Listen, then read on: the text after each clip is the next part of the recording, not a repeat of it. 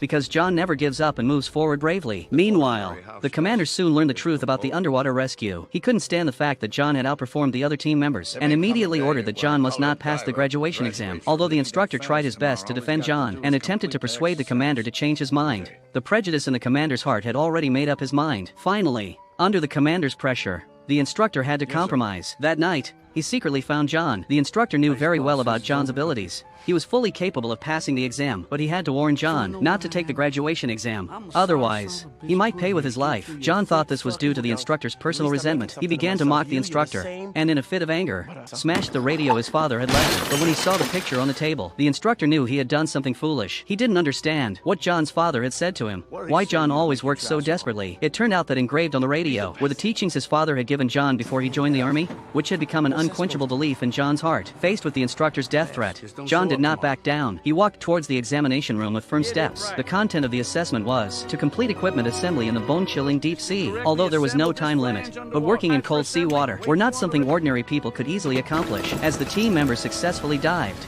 the instructor ordered the toolkits to be distributed one by one. When it was John's turn, the commander in the distance signaled to tamper with it. He had no choice but to order someone to cut the toolkit, letting the parts scatter on the seabed like stardust. An hour later, the first trainee completed the assessment, while John was still struggling to search for parts. 3 hours passed, and complete equipment was submitted one after another. The team members also emerged from the water one by one, but John was still grappling with the incomplete parts. Until night fell, he had been fighting in the seabed for 9 hours. The bone-chilling seawater made him tremble all over, and he could barely hold the tools. The instructor really couldn't bear to watch John freeze to death, but the commander wouldn't allow him to be pulled ashore. However, the instructor still decided to disobey the military order. Just then, the rope beside them suddenly dropped, and what was pulled up was the fully assembled equipment. John had succeeded. When everyone pulled him up, John was already frozen stiff, but his eyes were still as firm as a rock. The instructor personally announced that John had completed the assembly task.